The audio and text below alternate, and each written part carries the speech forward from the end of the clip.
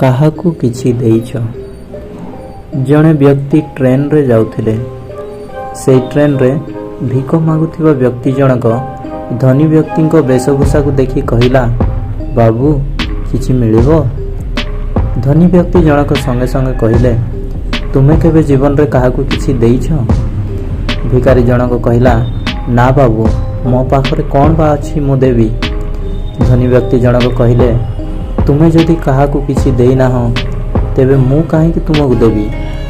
ଭିକାରୀ ଏକଥା ଶୁଣି ଦୁଃଖୀ ହୋଇଗଲା। ସନ୍ଧ୍ୟାବେଳକୁ ସେ ଷ୍ଟେସନ ନିକଟ ନିଜ ଘରକୁ ଫେରିଗଲା। ରାତିରେ ଶୋଇବାକୁ ଚେଷ୍ଟା କଲା, କିନ୍ତୁ ନିଦ ହେଲା ନାହିଁ। ସକାଳୁ ଉଠି ଷ୍ଟେସନ ବାହାରକୁ ଗଲା।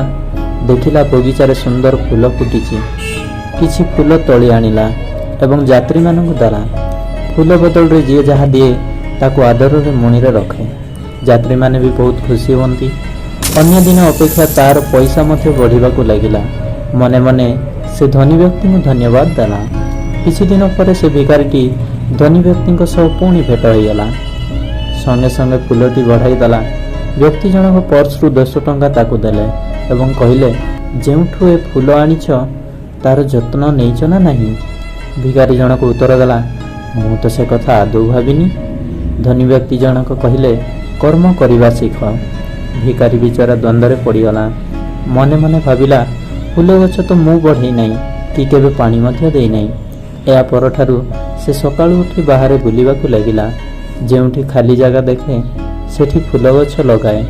ଏମିତି ହଉ ହଉ ସାରା ଷ୍ଟେସନ ଆଖପାଖ ସୁନ୍ଦର ଦେଖାଗଲା। ପରେ ଫୁଲ ସହ ଫୁଲ ତଡ଼ା ମଧ୍ୟ ବିକ୍ରି କରିବାରେ ଲାଗିଗଲା। ଆଉ ଦିନେ ଧନୀ ବ୍ୟକ୍ତି ଜଣକ ସେଇ ଟ୍ରେନରେ ଯାଉଥିଲେ ଏବଂ ତାଙ୍କ ସାମ୍ନାରେ ସୁଟ୍ ବୁଟ୍ ପିନ୍ଧି ଏକ ବ୍ୟକ୍ତି ବସିଥିଲେ। ସୁଟ୍ ବୁଟ୍ ପିନ୍ଧା ବ୍ୟକ୍ତି ଜଣକ ସେ ଧନୀ ବ୍ୟକ୍ତିଙ୍କୁ ପଚାରିଲେ, ମୋତେ ଚିହ୍ନି ପାରିଲେ? ଧନୀ ବ୍ୟକ୍ତି କହିଲେ, ନା, କିନ୍ତୁ ମୁଁ ଆପଣଙ୍କ ସହ 3 ଥର ସାକ୍ଷାତ କଲିଣି।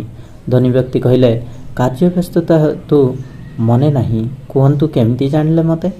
ସେ ବ୍ୟକ୍ତି ଜଣକ ଉତ୍ତର ଦେଲେ, ମୁଁ ହେଉଛି ସେଇ ଭିକାରୀ ଯାହାକୁ ଆପଣ କହିଥିଲେ ଜୀବନରେ କେବେ କାହାକୁ କିଛି ଦେଇଛ? ଆଚ୍ଛା, ତେବେ ଏ ପରିବର୍ତ୍ତନ କିପରି? ଧନୀ ବ୍ୟକ୍ତି ଜଣକ ପଚାରିଲେ। ସେ ଉତ୍ତର ଦେଲା, ଆପଣ ହିଁ ତା ମୂଳ କାରଣ। ମୋର ଆପଣଙ୍କ ସହ 2 ଥର ଭେଟ ହୋଇଛି ଓ 2 ଥର ଯାକ ଆପଣ ବହୁମୂଲ୍ୟ କଥା କହିଛନ୍ତି। ପ୍ରଥମ ହେଲା, ଅନ୍ୟକୁ ଦେବା ଶିଖ, ତେବେ ଭଗବାନ ତୁମକୁ ଦେବେ। ଏବଂ ଦ୍ୱିତୀୟଟି ହେଲା, କର୍ମ କର,